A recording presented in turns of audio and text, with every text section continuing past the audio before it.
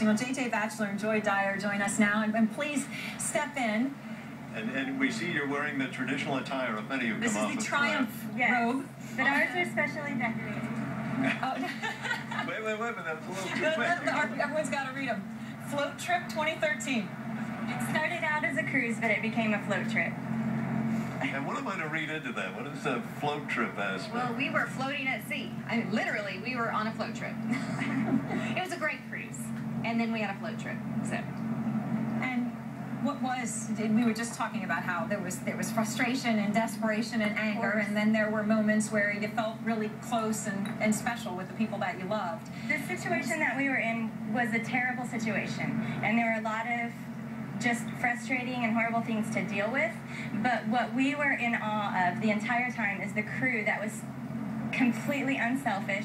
They served us with smiles and served us in ways that are truly unthinkable, the things that they had to do for us, yet they did it with smiles. We built relationships with the crew. We came home intending to keep up with those relationships. They did not have to serve us to the capacity that they did, that they chose to make the most of it, and that encouraged all of us to make the most of it. We found ways to find laughter in spite of what we were dealing with, and that really helped us all get through it. Can you think of a moment, where you really felt so deeply touched by the actions that someone, a crew member, others did? There's so many, it's honestly hard to narrow down one. The day that maybe was the scariest was when the food was a bit sparse and the helicopters hadn't made it on yet, or we weren't close enough for things to happen, and water was really sparse, and we had drank soda for days. And we really wanted some water. And the night our caretaker, Rachel, delivered a water bottle. She wouldn't even deliver it until we were in the room to hand it to us and make certain that we had it, and we actually kept it in our closet. It was about to be sure that no one else was claiming it. That was a scary moment, because you really don't realize how fortunate we are to have a flushing toilet, running clean water, and water to drink. Yeah, we've heard this over and over, but it's true. Only when you're thrown into these very, very stressful circumstances do you begin to appreciate what you don't have, but you also appreciate what you do have, which is apparently the people around you. We've been living in Tent City, out on the deck of the ship, and so we are ready for a nice warm bed with a roof, electricity, and running water. And where is that warm bed going to be? Is it here, or are you going to We're here tonight and heading home in the morning. And where's home? Oklahoma City. Oklahoma City. So you're going to fly out of Mobile? Yes. And how's the family? Have you spoken to? Yes. We actually got text out a few times when the other ships would meet us. We had cell coverage for a minute, and so we got a few out, and then since we've gotten closer, yes, we've all talked with everyone. We can't get there fast enough to hug our families.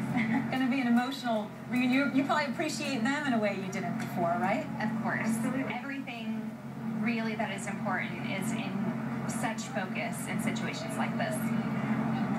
That is so true.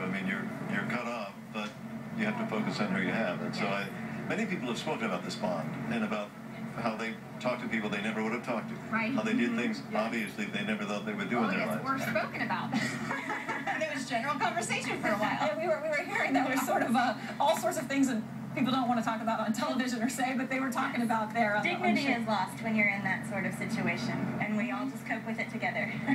Did you feel that in most cases people rose to the occasion? Absolutely, absolutely.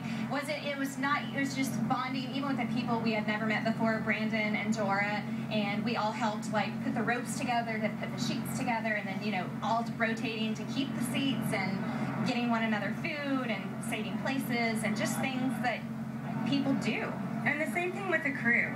We saw people who were hired to be massage therapists or entertainers who ended up patrolling the hallways at night to help protect us and our things, and serving on the food line and helping get our luggage off of the ship. And we saw people who just wanted to help so much, who would just stage, without power, they would stage some entertainment for us just to kind of help pass the time, just playing instruments with a music stand out in an entryway or something, just to help time not feel so... Acts of generosity. Absolutely. Remarkable actually to hear that people would go to such lengths above and beyond as they suffer as you did. When they didn't have to, when they were in the exact situation we were. They were. Yes. All right. Well, thank you so much, both of you. Yeah, well, let's get on your way to a please warm go enjoy shower. your warm bed and your shower and your toilet. We will. Yes. And I don't know what order you rank them, but I know you need them all. Thank Thank you you. ladies very much for coming by. All right. Joining us now on the phone is Dee Tucker. She is in line